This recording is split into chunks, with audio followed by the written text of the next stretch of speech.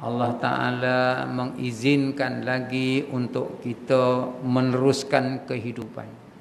Mudah-mudahan pagi ini dengan keberkatan sembahyang berjamaah subuh dan kuliah subuh, mudah-mudahan Allah Subhanahu wa Ta'ala terus-terusan memberikan taufik, hidayah dan inayahnya dalam perjalanan hidup kita. Mudah-mudahan Allah Ta'ala memperkuatkan iman dan ketakwaan kita, dibekalkan amal-amal saleh dalam perjalanan hidup kita. Mudah-mudahan saki baki umur yang Allah Ta'ala pinjamkan dapat kita gunakan untuk menambahkan lagi amal-amal ibadah. Mudah-mudahan rezeki yang Allah Ta'ala lempah ruahkan kepada kita, mudah-mudahan rezeki itu menjadi keberkatan untuk bekalan sepanjang perjalanan hidup kita. Dan mudah-mudahan Allah Ta'ala ampunkan dosa-dosa kita yang telah lalu maupun akan datang. Tuan-tuan dan puan-puan yang dirahmati Allah, pada pagi ini kita sama-sama meninjau kembali yang saya rasa ada benda yang tertinggal pada masa yang lalu. Tuan-tuan, mari kita sama-sama menghubungkan diri kita dengan Allah. Sebagaimana firman Allah, ya ayyuhallazina amanu taqullah wabtagu ilaihi wasilah wajahidu fi sabilihi la'allakum tuflihun. Wahai orang-orang yang beriman, orang-orang yang takwa, orang-orang yang patuh dengan perintah Allah dan Rasulnya, yang sentiasa hidupnya mencari jalan bagaimana hubungan kita dengan Allah jangan sampai putus. Sungguh-sungguhlah tu, wajahidu, kena sungguh-sungguh.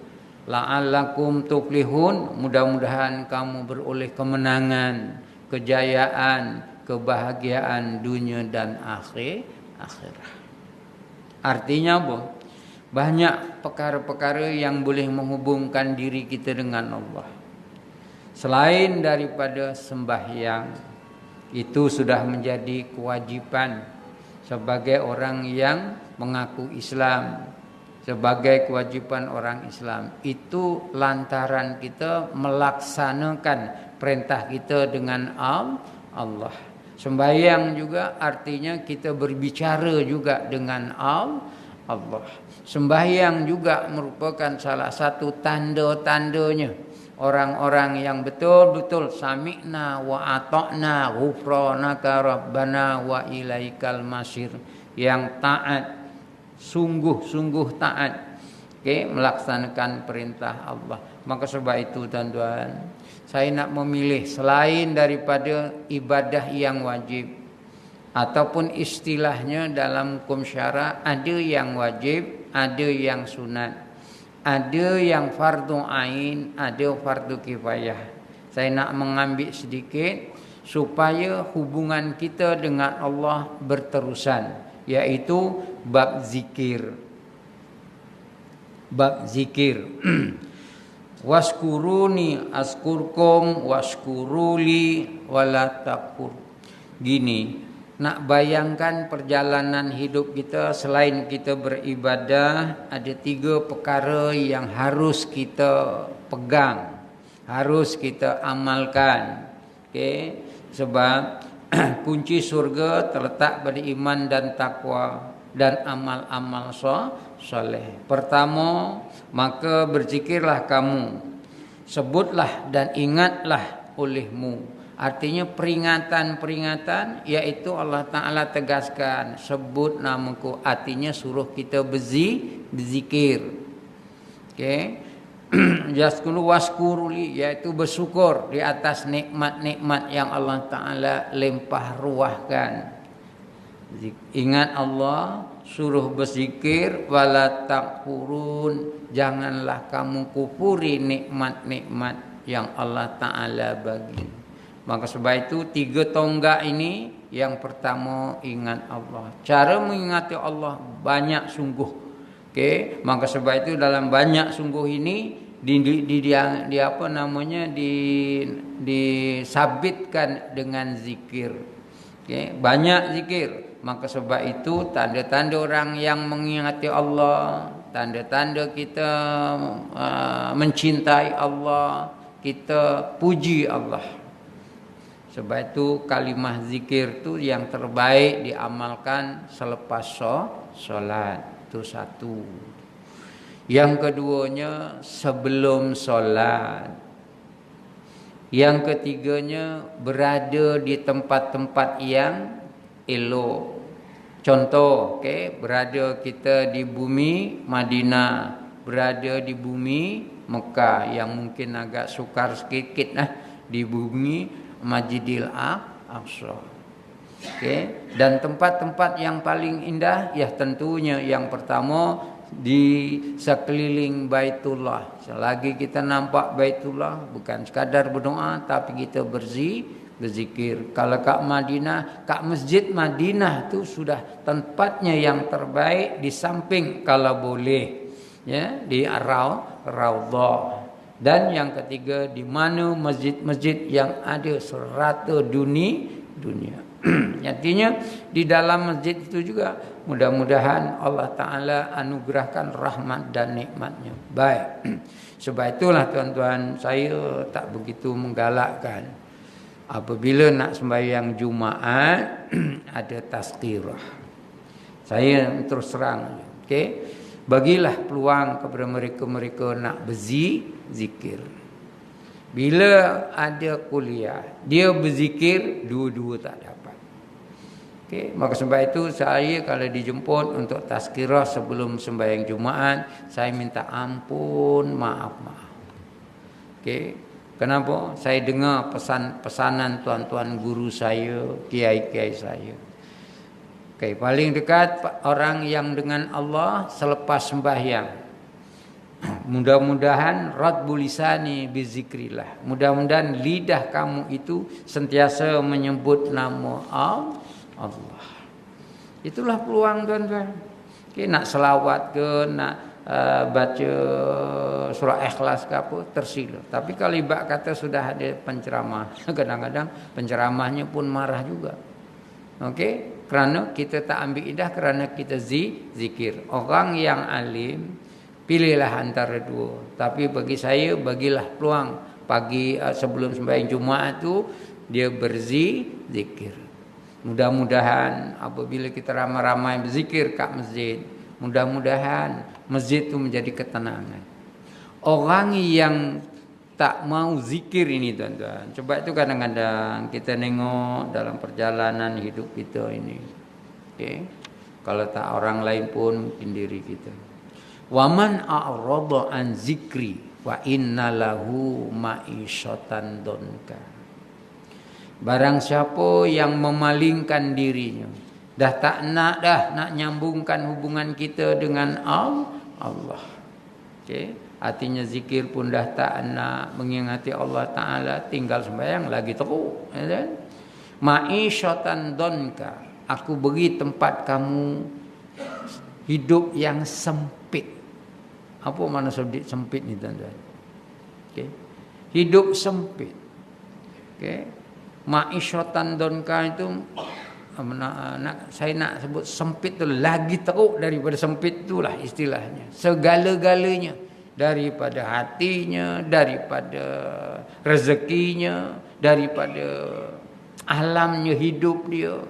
Masya Allah, ma'isyatan donka ni maksudnya dah elok-elok jadi tak elok. Benda-benda macam ini berlaku kepada orang, setiap individu. Dengan sebab itulah supaya kita jangan putus hubungan kita dengan Allah. Baik. Disebut mengenai masalah ma'isyatan donka tu sempit, bukan rezeki, silap-silap nafas pun jadi sempit. Maka sebab itu kita jalan yang paling mudah, kita mencari zikir ataupun berzikir kepada Allah. Masalul lazina yazkuru rabbahu wal lazina la yazkuruhu masalul hayyi wal mayyit. Gini je lah ya. Kita selalu cerita bab orang mati dan orang hidup. Rupanya dalam hadis ini masalul lazina yazkuru rabbahu wal lazi la yazkuruhu masalul hayyi wal mayyit. Perumpamaan orang-orang yang berzikir mengingati Allah dan orang-orang yang tidak berzikir mengingati Allah sama dengan orang yang hidup dan orang yang mati. Maksudnya beginilah, yang paling mudah bezanya orang yang berzikir dan tak zikir, orang yang hidup dengan yang mati. Yang hidup berzikir, yang mati dah tentu tak berzikir. Jadi kalau nak mematikan diri tak payah zikir. Kalau nak menghidupkan diri, istilahnya hidup tu sentiasa berhubung dengan Allah, maka perbanyakkanlah zikir. Masya Allah. Ya. Saya begini tuan-tuan, oleh kerana kita selalu kuliah kita ni ramai yang 60 tahun ke atas. Kadang-kadang kudrat kita ni dah tak mampu nak rajin rokok, rajin sujud, rajin sembahyang, dah mula dah berkurangan. Apatah lagi disawannya dengan penyakit. Maka tidak ada talian hayat tuan-tuan antara kita dengan Allah melainkan zikir. Banyak zikir. Tapi cara mana dia nak menggunakan masanya, tenaganya yang makin lemah, maka hubungkanlah diri kita dengan Allah. Jangan sampai kita mati, jangan sampai kita putus hubungan dengan Allah. Mungkin kita masih sehat lagi, alhamdulillah, kita boleh rokok, boleh sujud. Dan kadang-kadang Allah Ta'ala bagi ujian kita sakit, dah tak boleh berdiri dah. Telentang saja. Mudah-mudahan Allah Ta'ala anugerahkan kita ingatan ilmu yang kita perolehi, kita bawa bekal sampailah akhir nyawa. Mudah-mudahan kita ingat dengan Allah. Saya yakin tuan-tuan, sebab saya kadang-kadang perhati orang-orang yang alim, orang-orang yang berilmu. Dan saya yakin kita pun selalu berdoa, Allahumma ihtim lana bi husnil khatimah, di akhir-akhir umur kita mudah-mudahan berbekalkan dengan kalimah-kalimah zikir. Waktu itulah apabila kita ingat dengan Allah, Allah ingat kat kita.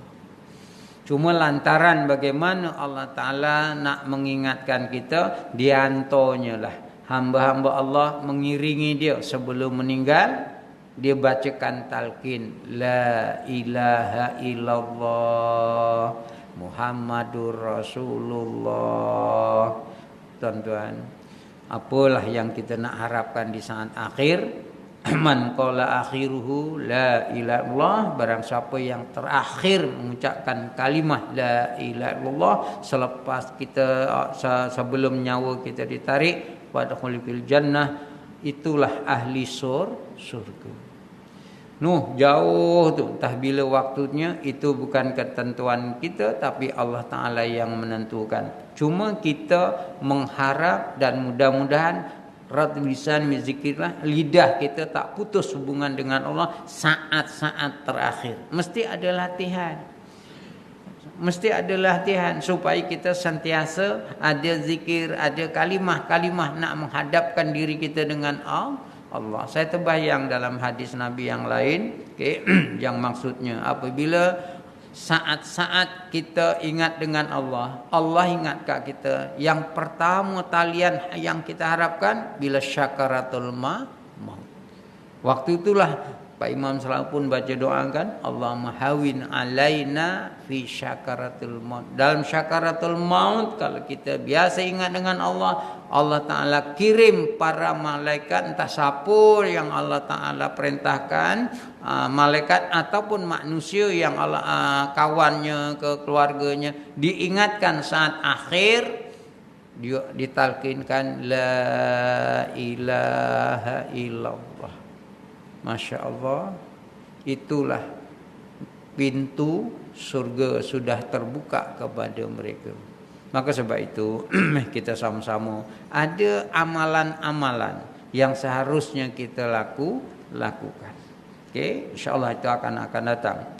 Nabi berpesan dalam hadisnya, ana ma'a abdi ma zakarani wa taharraka kadabi syafa'atahu. Sesungguhnya Allah berserta hambaku selagi ia mengingatku dan bibirnya bergerak keranaku. Ini yang istilahnya dalaman kita, hati kita dijelmakan dengan kalimah-kalimah zikir.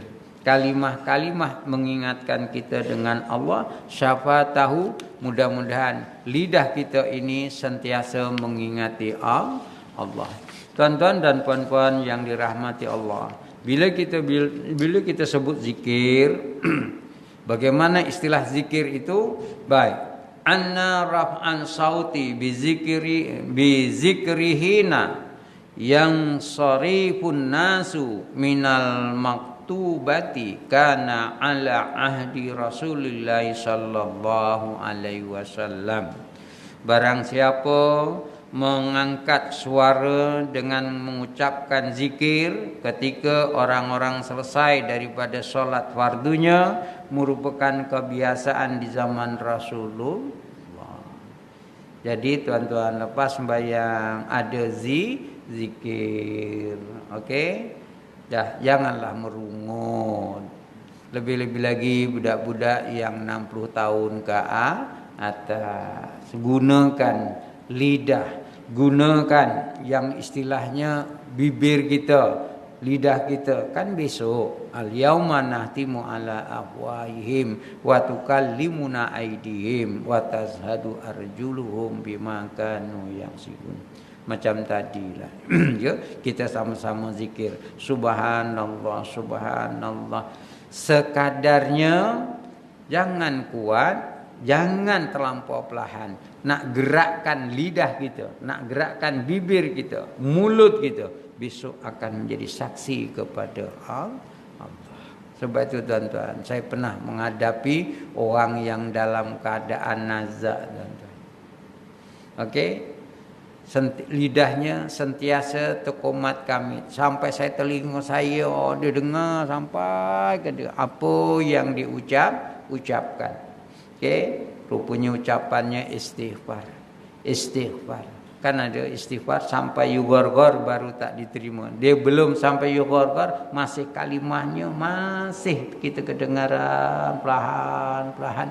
Masya Allah. Saya yakin latihannya mesti bertubi-tubi untuk nak menghasilkan kalimah yang terbaik waktu meninggal. Janganlah itu terlampau kuat sangat. Kadang-kadang saya bila tengok orang zikir terlampau over kata orang tu pun saya pelik juga. Apatah lagi kalimah tu sampai hilang akal, itu tak boleh lah. Kita zikir masih ingati Allah, dia zikir la ilaha illallah sampai tak ingat. Kena hentak kepalanya pun dia tak ingat. Itu bukan zikir tu. Okey. Menurun, bagi saya menurun itu. Okey. Jangan begitu. Kita ingat dengan Allah, gerakkan bibir kita. Kalau Pak Imam dah tentunya ada mikrofon, tak payahlah menjerit. Yang kita pula jangan pula kita senyap. Kita ikut gerakkan lidah kita, kerana lidah itu akan menjadi saksi apabila kita menyebut nama Allah. Baik, dalam firman Allah Taala, wa man a'rada an zikri yang saya sebut tadi, ma'isyatan daunka, kerana kesempitan dalam hidup gitu. Maka sebab itu elakkan kita daripada kita tak menyebut nama Allah. Banyak caranya. Saya terbaca dalam hadis Nabi, maka ada kaumun yazkurunallaha ila hafathumul malaikatu wa khashiyatuhumul rahmatu wa nunazzilat alaihimus sakinatu wa zakarahumullahu fiman indahu. Maksudnya, barang siapa yang menyebut nama Allah ataupun dia berzikir beramai-ramai, di satu tempat ataupun kita duduk berzikir menyebut nama Allah, melainkan dinaungi mereka oleh malaikat. Okey, tengok Allah Taala arahkan malaikat orang tengah berzikir la ilaha illallah, dinaungi oleh malaikat dan diselubungi mereka dengan rahmat Allah dan diturunkan ketenangan juga. Allah menyebut-nyebut mereka itu di hadapan orang-orang yang di sisinya. Maksudnya begini. Bila kita ramai-ramai berzikir, Allah Ta'ala naungi malaikat. Malaikat tu buat apa? Malaikat tu mendoakan apa yang kita zikirkan. Sebab tu saya kadang-kadang bertanya-tanya, apa masalah yang berat sangat apabila dah salam dia cabut. Dia lari, tuan-tuan. Bermakna bagi saya lari mengingati Allah. Okey, kita yang istilahnya kaki ibadah disusun dalam perjalanan hidup kita. Okey, khususnya kanak-kanak 60 tahun. Ruangkanlah masa. Lepas solat jangan sampai tak zikir dengan Allah. Okey, terlampau khusyuk sangat. Ada yang zikir balik tu zikir. Okey, kalau sampaikan ibarat kata tak ingat kanan kiri dilanggonya. Kereta pun ada. Okey, maka sebab itu bila kita berada ramai-ramai, Allah Taala naungi malaikat dan apa yang kita zikirkan Allah Taala aminkan. Malaikat mengaminkan. Contohlah tuan-tuan yang paling mudah kan. Okey, segala induk kepada doa adalah alhamdulillah. Kita pun zikir alhamdulillah, alhamdulillah, alhamdulillah. Malaikat tu mengaminkan apa yang kita baca. Alhamdulillah maksudnya segala puji bagi Allah. Cuba beri contoh. Okey, baik. Yang keduanya diselubungi rahmat. Sebab itu tuan-tuan, kalau hidup nak tenang, okey, kata nak bahagia, rezekinya pun luas, okey. Nafasnya pun taklah sesak bahasanya. Tak ada kerumitan dalam hidup tu. Alhamdulillah selesa bahasa kita ni selesa. Maka di tempat-tempat zikir inilah yang menjadikan ketenangan dan kebahagiaan. Percayalah tuan-tuan. Sebab itu saya kata ini latihan. Latihan nak jadi baik ni. Okay. Di antaranya berada dalam majlis ilmu. Yang kedua, sembahyang berjamaah. Sembahyang berjamaah daripada rumah. Dah niatnya kita nak sembahyang berjamaah. Dalam sembahyang berjamaah, lepas sembahyang jemaah ada zikir. Sekali tak tenang, 2 kali tak tenang, insya-Allah. Kalau 40 kali tak tenang juga, kena belajar balik. Bermakna ada benda-benda yang tak kena. Tapi kalau takdirkan sudah sampai nikmat yang Tuhan bagi, yang disebut kat sana rahmat, insya-Allah tuan-tuan. Pertama tanda-tanda rahmat, hati kita rasa senang. Kalau kita nak pergi masjid, berada dalam masjid pun tenang. Okey, kenapa? Suasananya diiringi dengan zikir bersama-sama selepas solat. Kita sebenarnya Pak Imam bawa contoh la ilaha illallah wahdahu la syarikalah lahul mulku wa lahul hamdu yuhyi wa yumitu wa ala kulli syai'in qadir. Kita pun ikut. Sebenarnya Pak Imam tengah rawat kita dan kita sama-sama merawat. Assalamu alaina wa ala ibadillahi salihin. Okay, maksudnya dia doakan kita doakan dia. Jadi berzikir pun begitu juga. Okey, supaya kita beroleh ketenangan, majlis tu menjadi rahmat, Allah Taala turunkan malaikat. Mudah-mudahan dalam kita berzikir adanya pasti doa. Iyyaka na'budu wa iyyaka nasta'in. Kita sembahyang istilah pengabdian diri dengan Allah, maka lepas sembahyang kita pun berdoa. Maka sebab itulah zikir merupakan salah satu untuk mencari ketenangan dalam penghidupan kita. InsyaAllah apabila zikir tu mantap sampai ke hati kita, qalbin, Allah Ta'ala bagi kita mantap dalam hati kita, akan rasa aman. Kita berada dalam masjid aman, kita nak pergi masjid terasa rindu kalau tinggalkan masjid. Itu antara rahmat. Sebab itu kadang-kadang dia je orang ni rajin sembahyang, dia tak rajin sembahyang, dia belum kena rahmat Allah. Rahmat Allah ni amat luas. Tapi dia rasa beginilah yang paling mudah nak kita tamsilkan, mudahlah. Okey, susah sangat nak berjamaah. Okey, dia pun paksa diri. Okey. Paksa diri. Macam mana paksa diri? Tapi satu hari itu ada satu nikmat apabila dia ni tak datang, ya Allah, rindunya masjid, rindunya suasana zikir, rindunya suasana membaca Al-Quran.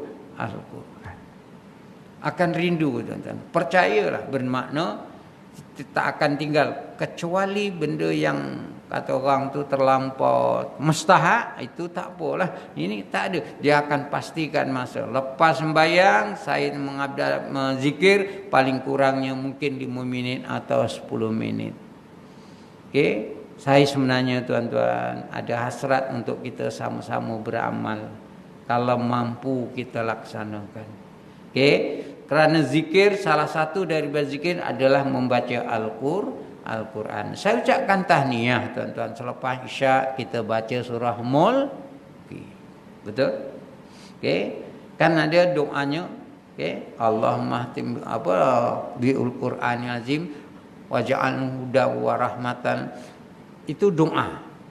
Cuma saya nak bercadang lah. Okay? Mudah-mudahan cadangan saya diterima. Kalau tuan-tuan guru ada mencadangkan, okay, membaca surah Al-Mulk selepas Isyak, sebenarnya sebelum tidur tu. Tapi tak apalah, kita pun sama Isyak pun bacalah, no problem. Saya pun setuju, tak ada masalah baca Al-Quran. Kalau boleh. Contoh, subuh ya, tak ada pengajian. Pak Imam ada kat depan. Kita nak melaksanakan watawallani fi man tawallait. Nak cari macam mana Allah Ta'ala, ya Allah pimpinlah kami sebagaimana Allah Ta'ala pimpin orang yang diberi kepimpinan. Maksudnya kalau kita nak dipimpin Allah, okay, macam mana kita menjadi manusia yang mudah dipimpin dan kita juga menjadi pemimpin. Ada taupan antara imam dan makmum. Okey, selepas zikir buka Al-Quran.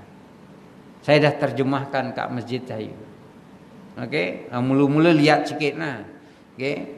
Baik, Pak Imam baca Quran. Contoh, auzubillahi minasyaitonirrajim. Para jamaah pun sama, a'udzubillahi minasyaitonirrajim. Imam pimpin jamaah. Imam bawa jamaah membaca Al-Quran. Setiap satu ayat diterjemahkan bahasa kita lah mudah. Surah pimpinan Ar-Rahman pun boleh. Okey. Baca ayat, lepas baca ayat, satu ayat terjemahkan. Sebagai contoh, waman a'rada an zikri fa inna lahu ma'isyatan donka. Tuan-tuan ikut, ama imam ikut. Lepas itu diterjemahkan. Barang siapa yang berpaling daripada pengeringatanku, dia tak nak ingat kepadaku, jauh mengingatanku melalui Al-Quran atau syariatnya, maka untuknya penghidupan yang sempit, penghidupan yang derita, penghidupan yang dihina. Nanti sambung lagi. Sebab itu tuan-tuan, kalau tuan-tuan perhati, tiap-tiap lembar mesti habisnya, tiap-tiap lembar istilahnya mesti habis, yang sebelah kiri yang akhir sekali tetap habis. Okey, maka sebab itu bila mula satu hari itu satu lembar, ibarat kata mula dari atas sampai ke bawah. Okey, tak kiralah berapa ayat, tapi sampai ke bawah tu mesti berhenti. Apabila satu ayat kita terjemahkan, satu ayat terjemahkan, sebenarnya tak lama mana tuan-tuan. Lebih kurang 10 minit. Okey, agak-agaklah mampu tak kita? Okey, agak-agaklah tuan-tuan, mampu atau tidak. Kita sama-sama terjemahkan. Terjemahkan bahawa tawalani fiman tawalait, imam pimpin kita baca Al-Quran. Dengan adanya imam membaca Al-Quran, kita pun baca Al-Quran. Bukan saja membacanya kita ngikut, kita tahu terjemahannya. Terjemahan pun cukuplah, tafsir lagi hebat. Janganlah tafsir panjang sangat, terjemahkan. Bila mula dari atas setiap lembar tu dan diakhiri sampai akhir, dia tetap mesti akhir. Mestinya yang terakhir tu kita habislah sadaqallahu azim dan diiringi dengan zikir. Saya nak bayangkan tuan-tuan. Okey, dari kita belum tidur surah Al-Mulk. Manakala bangun tidur lepas sembahyang subuh baca ayat Al-Quran. Insya-Allah 5 fi sudur wa huda wa rahmatal lil mu'minin. Inilah ubat pada jiwa-jiwa yang gersang, jiwa-jiwa yang berpenyakit. Bahasa orang muda sekarang apa? Jiwa kacau dah kata. Sebenarnya kita tak nak bila usia kita meningkat umur 60 tahun jangan sampai jiwa kacau. Ya, tuan-tuan imam, kita sama-sama. Okey, yang kita jadi makmum kalau imam pimpin jangan banyak kerenah. Sebab itu kadang-kadang saya akui tuan-tuan, kadang-kadang keuzuran orang tua-tua ni memang banyak. Tapi itulah istiqomah. Percayalah tuan-tuan. Percayalah. Apabila satu hari kita dapat satu muka, 2 muka, satu hari nanti akan teringat kita bahawa kita sudah laksanakan membaca Al-Quran. Mudah-mudahan jiwa kita, roh kita dibekalkan ayat-ayat Al-Quran, wasyifa'u lima fi sudur, menjadi penawar kepada penyakit. Kita sama. Melepasi nak 40 kali lah 40 hari, insya-Allah tuan-tuan. Okey, kita akan menjadi manusia yang redha ketentuan Allah. Percayalah, radhiyallahu anhum wa radu'an. Okey, lidahnya bukan saja ingat dengan Allah, bukan saja kita membaca Al-Quran untuk menawar hati, tetapi insya-Allah kalau dipanggil Allah dengan penuh redha. Kalau berlaku sesuatu yang tidak baik dengan kita, pagi-pagi kita dah baca minta jangan ditakdirkan benda yang baik. Mudah-mudahan kita beroleh dalam kehidupan yang tenang, bahagia, dan kita sentiasa dalam kelompok-kelompok diperingati Allah, mencari redanya Allah, menerusi amalan-amalan membaca Al-Quran pagi-pagi. Boleh tak agak-agak tuan-tuan? Okey, yang pertama imam-imam lah. Okey, yang keduanya kita makmum. Jangan rasa gusar. Memang tuan-tuan, okey, samalah juga orang yang nak melaksanakan sembahyang tahajud. Mula-mula susah, percayalah. Tapi bila sampai lah bahasa gila minum teh, lah tu. Insya-Allah tuan-tuan, dah tak payah diperintah, tak payah reda. Wa ma umiru illa liya'budullah mulisina huddin. Dia akan cara tak langsung menjadi ikhlas, menjadi amalan. Okey, itu saja yang saya nak. Sebenarnya apa yang saya tidak lain daripada zikir untuk bekalan kita, saya nak wujudkan kalau boleh. Ya, sama-sama. Mudah-mudahan saya ada kesempatan bila ada subuh saya nak sama-sama Pak Imam baca Quran, saya pun baca Al-Quran. Cuma dipimpin. Dipimpin inilah yang bahagianya seorang dipimpin oleh imam membaca Al-Quran. Dalam bab ilmu taklim, artinya kita dididik, dipimpin oleh imam. Bahagia kita. Wa tawallani fi man tawallait. Bismillahirrahmanirrahim. Alhamdulillahirabbil alamin. Wassalatu wassalamu ala Rasulillah ajmain. Ya Allah, ya Tuhan kami, jadikanlah majlis ilmu pada pagi ini ya Allah, majlis yang Kau berkati, majlis yang Kau rahmati, majlis yang Kau redai. Pimpinlah kami ya Allah, bimbinglah kami ya Allah, Tunjukkanlah kami ya Allah ke jalan yang Kau redai sepanjang hayat kami ya Allah. Bekalkanlah kami iman dan takwa. Hiasilah kami dengan budi pekerti yang baik serta amal-amal yang soleh. Ya Allah, ya Tuhan kami beramai-ramai menadatangan memohon padamu ya Allah. Sejahterakanlah tubuh badan kami, anak pinak kami, ahli keluarga kami, para jamaah yang bersama-sama dengan kami ya Allah. Lindungilah kami daripada sebarang kaiban dan kelemahan, sebarang kecacatan dan kecelakaan, sebarang musibah penyakit yang tidak diingini, sama ada yang lahir maupun yang batin.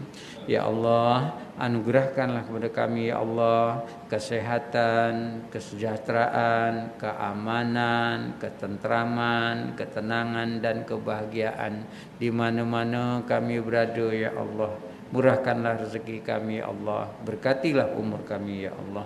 Rabbana la tuzigh qulubana ba'da iz hadaitana wa hab lana min ladunka rahmah innaka antal wahhab. Rabbana atina fid dunya hasanah wa fil akhirati hasanah wa qina azabannar. Da'wahum subhanahu wa tahiyatum ya salam wa akhiru da'wahum alhamdulillahi rabbil alamin. Bismillahirrahmanirrahim. Wal asrinal insana lafi usrin illal ladzina amanu wa amilus shalihat wa tawassaw bil haqq wa tawassaw bisabr wa billahi taufiq wal hidayah. Wassalamu alaikum warahmatullahi taala wabarakatuh.